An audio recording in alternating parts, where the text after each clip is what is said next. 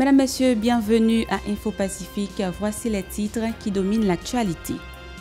L'unité hydrométéorologique d'Haïti, UHM, prévoit des averses de pluie pour ce vendredi dans plusieurs départements, notamment la Grand'Anse, le Sud et le Centre.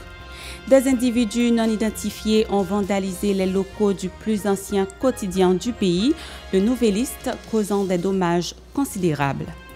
Un scandale secoue le département du Centre. Un médecin aurait violé sa collègue dans l'enceinte d'un hôpital de la commune de Hinche. La communauté internationale ainsi que la communauté des Caraïbes, CARICOM, saluent la mise en place du Conseil présidentiel de transition et promettent de l'accompagner. Le parti politique Réveil national pour la souveraineté d'Haïti juge l'installation du Conseil présidentiel de transition organisé le jeudi 25 avril inconstitutionnelle. Il annonce son intention d'intenter une action en justice contre les membres. L'Ordre des défenseurs des droits humains a annoncé la formation d'un observatoire des dépenses publiques dans le but de surveiller les dépenses du nouvel organe récemment placé au plus haut sommet de l'État.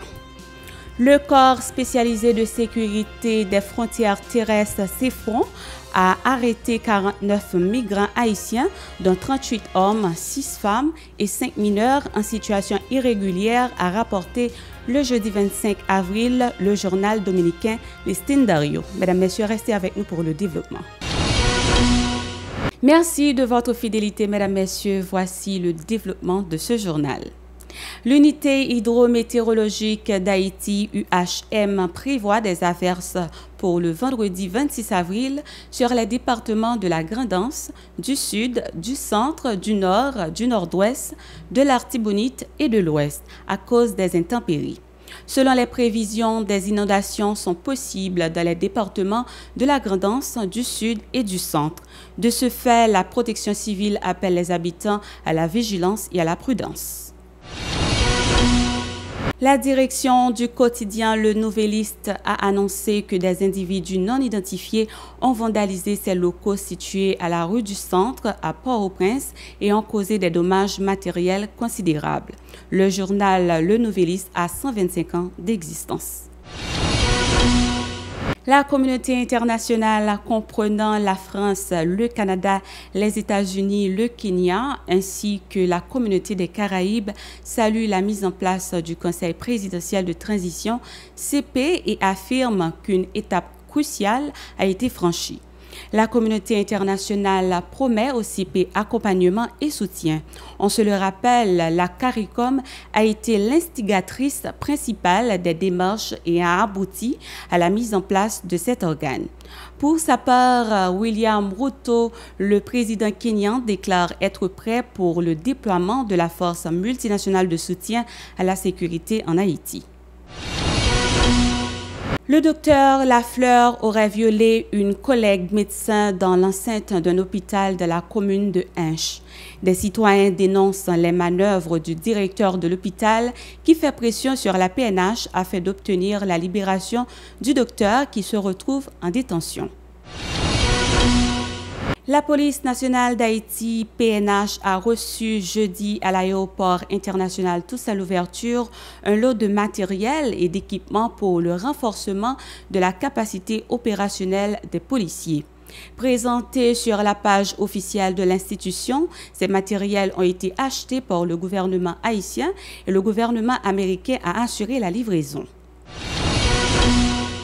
La plateforme des organisations haïtiennes pour la défense des droits humains, POHDH, a organisé une causerie vendredi sous le thème « Analyse des causes et conséquences des déplacés forcés de la conjoncture actuelle dans ces locaux ».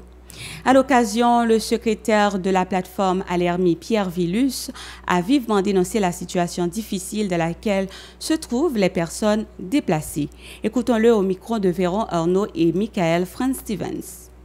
Dans le cadre de causerie qui nous a réalisé matin sur cause et conséquences de déplacement forcé en Haïti. La causerie matin que nous a réalisé, c'est pour d'abord et mettez en évidence, il est capable de dire, une situation catastrophique, situation inhumaine, déplacée a fait face dans camp. Moun yo pas gain accès à l'eau, yo pas de manger, conditions sanitaires c'est des bagages catastrophiques. Et côté tout nous retrouver des petits moun en bas âge, nous des mineurs qui nous retrouvent dans le camp qui ont même à vivre pourquoi yo pas contre maman yo contre papa yo. Yo pas contre qui côté maman yo qui côté papa yo et gagne qui gagne plus que 5-6 mois dans d'espace comme ça et qui livré qui abandonné avec eux-mêmes sans compter violence que moun yo a subi à faire face avec eux. Donc c'est des situations très critiques qui passent en bas pied dignité à droit moun yo. Et nous voulons rappeler pour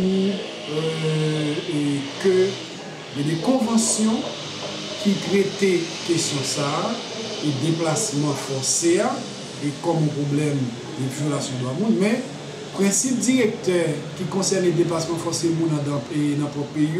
De plus, le responsable a critiqué le gouvernement démissionnaire pour n'avoir pris aucune mesure pour accompagner les déplacés forcés.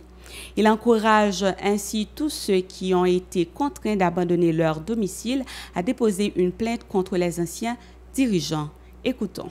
L'éclair, dans point 4 là, l'éclair sur ça que l'État gagne comme obligation pour protéger et prendre en charge les gens qui trouvent en situation de déplacement forcé.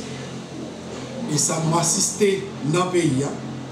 Côté l'État, particulièrement le gouvernement de facto Ariel Henry, il a abandonné totalement la population déplacée.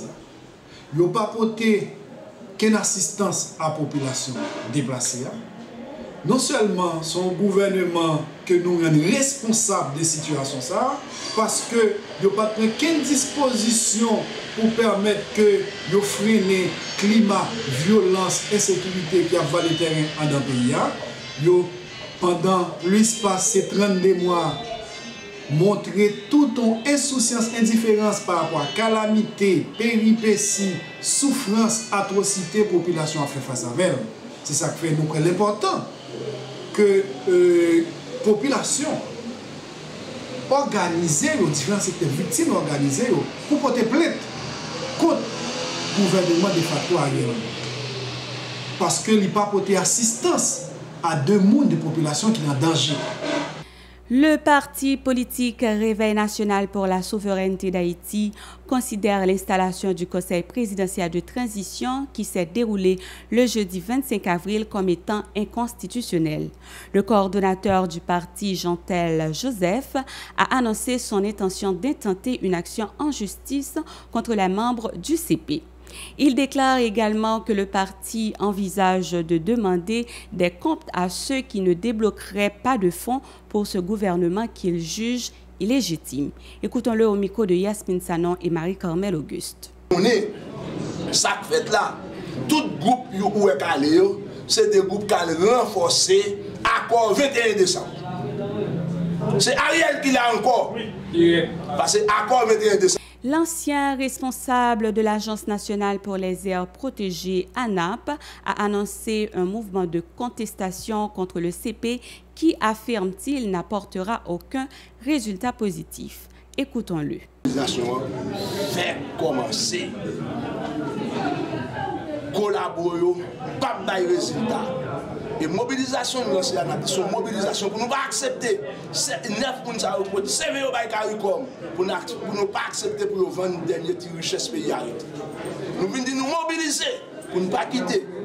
Messieurs, dames, ça, livrer ça nous rester comme dignité, comme personnalité avec nous. Et nous venons des populations camper.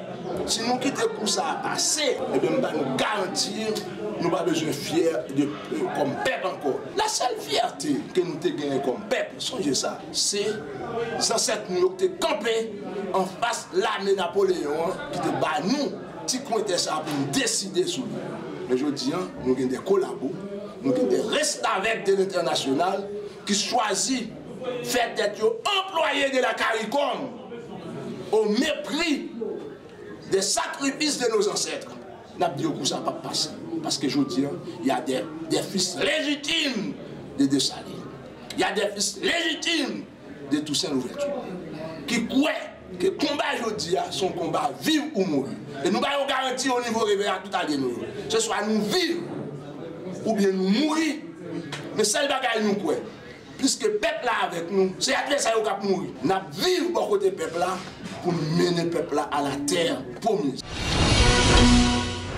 Mesdames, Messieurs, c'est ici la fin de ce journal. Merci de l'avoir suivi. Restez branchés à la télévision Pacifique pour la suite de notre programmation. Au revoir et à bientôt.